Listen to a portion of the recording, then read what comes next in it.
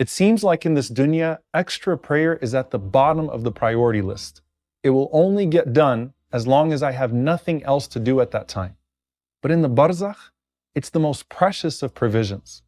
If the dead could speak, what do you think they would say? We actually know the answer, and it's surprisingly a very specific one. The Prophet ﷺ passed by a grave, and he said to the companions, "Who is the occupant of this grave?" And they said, "So and so." He said, "You see this man? رَكْعَتَيْنِ أَحَبُّ إِلَى هَذَا مِنْ بَقِيَّةِ دُنْيَاكُمْ." 2 rak'ahs are more beloved to him than everything of what remains of your worldly life.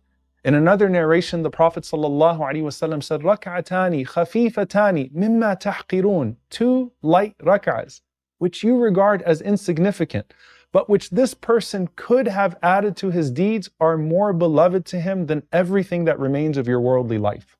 If you look at most of the dreams of the Salaf where they were asked what they wish they could do now that they're dead, it's pray 2 rak'ahs. And the emphasis on the khafifatani, the light ones, is that the Prophet ﷺ is not talking about these long qiyam nights. It's the 2 rak'ahs that take a few minutes, and that's really all it takes.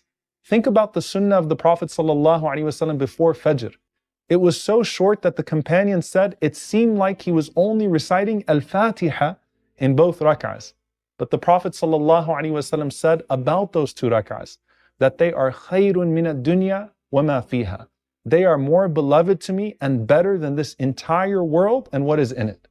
Our Prophet ﷺ used to treat those voluntary prayers like they were once-in-a-lifetime opportunities. And if you treated your prayer that way, you might feel the same. And Imam al-Muzani rahimahullah said, if you want your salah to benefit you, then say to yourself before every prayer, perhaps I will never pray another prayer in my life. And I want you to think about how the people of Gaza pray literally between bombs, not knowing if they're going to live to see the next salah. Imagine how much khushu' you have in a tent of a refugee camp when your death is that near. And imagine how much peace it gives to the heart of someone who has nothing and no one else but Allah.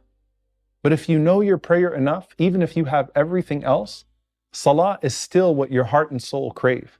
Remember how the Prophet ﷺ would say, "Arihna biha ya Bilal," comfort us with the prayer, O Bilal. What if the prayer is still comfort in the grave?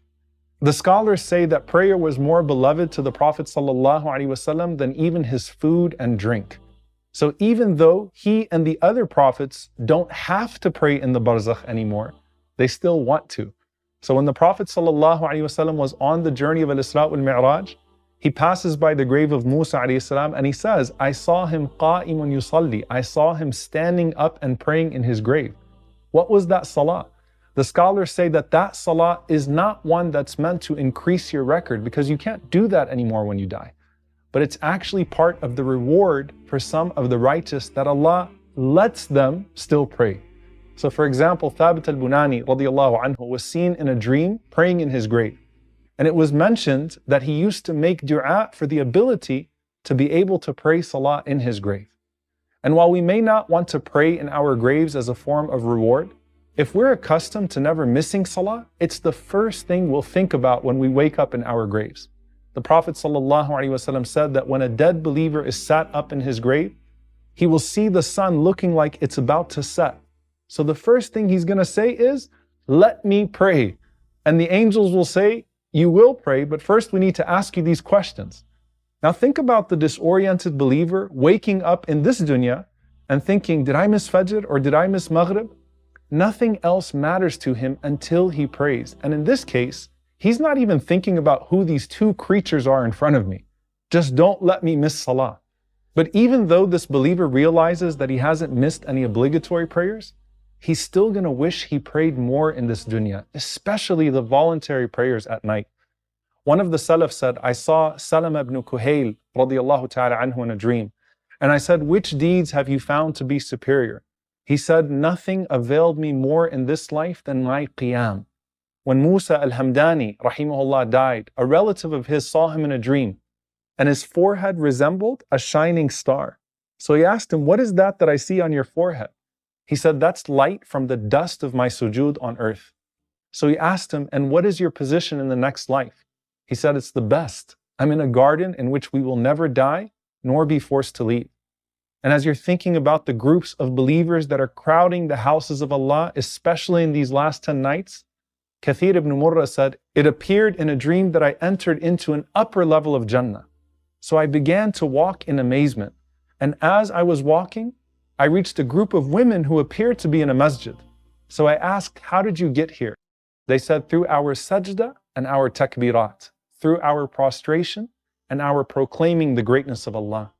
So we find the moments that people in the barzakh value the most in their life was their head on the floor in the depths of the night. Remember how the Prophet ﷺ said that a skin with the Quran would not be touched by fire? The same is true for the place of sajda on your forehead. Allah has forbidden the fire to consume it.